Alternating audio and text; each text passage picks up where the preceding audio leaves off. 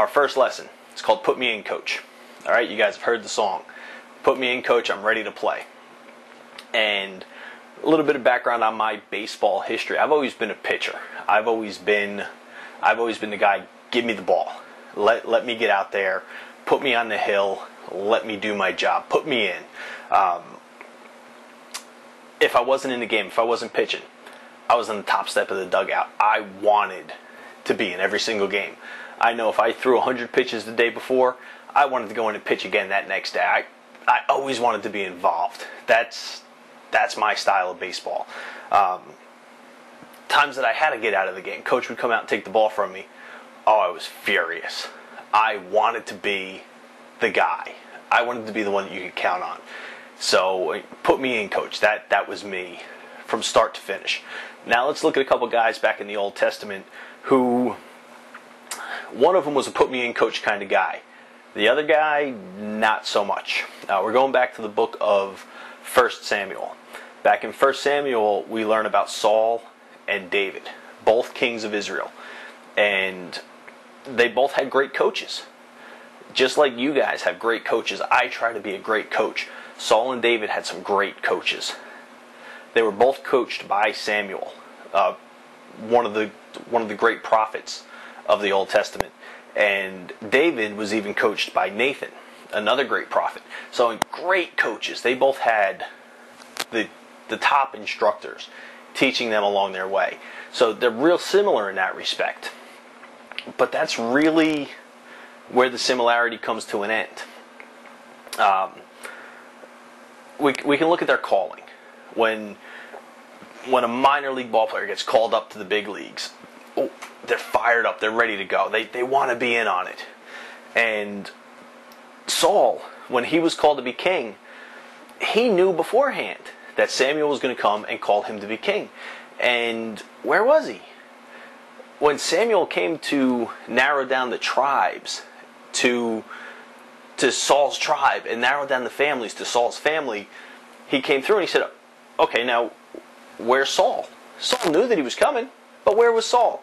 And we read in 1 Samuel 10, 21 and 22, it says, and finally Saul, son of Kish, was chosen from among them. But when they looked for him, he had disappeared. So they asked, Lord, where is he? And the Lord replied, he's hiding in the baggage. He was back in the clubhouse, sitting at his locker, hiding in the back of his locker. He was scared to death. He didn't want this responsibility. But then we look at David. Well, when they called David to be king a couple chapters later, well, David wasn't anywhere to be found either. But David wasn't hiding in the back of the clubhouse, hiding in his locker.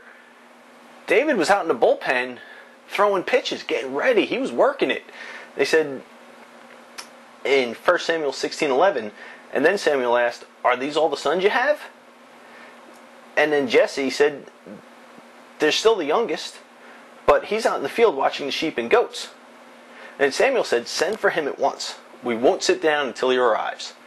So David wasn't hiding. David was out working. David was out doing what he was supposed to be doing.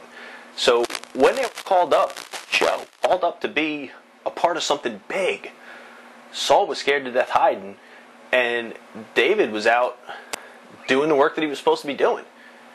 And they actually had to go get David and say, hey, stop working, get in here, something big is going on.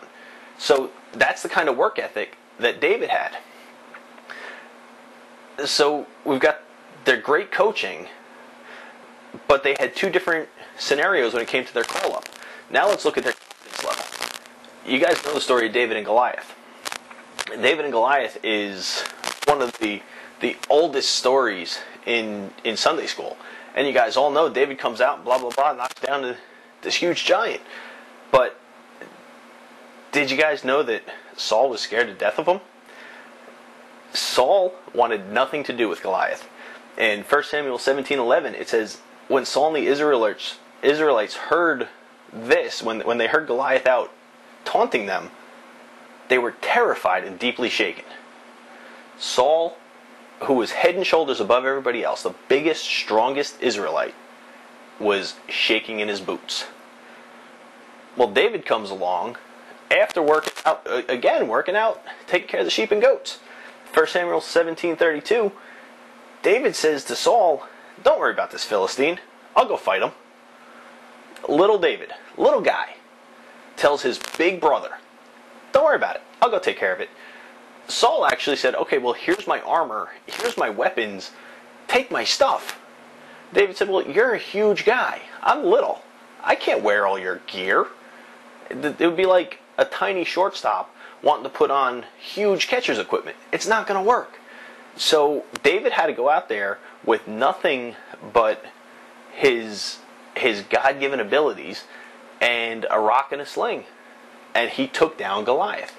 So when it comes to their confidence levels, when it comes to wanting to be in that big game situation, Saul says, "You know what, coach? I'll stay down here on this end of the bench."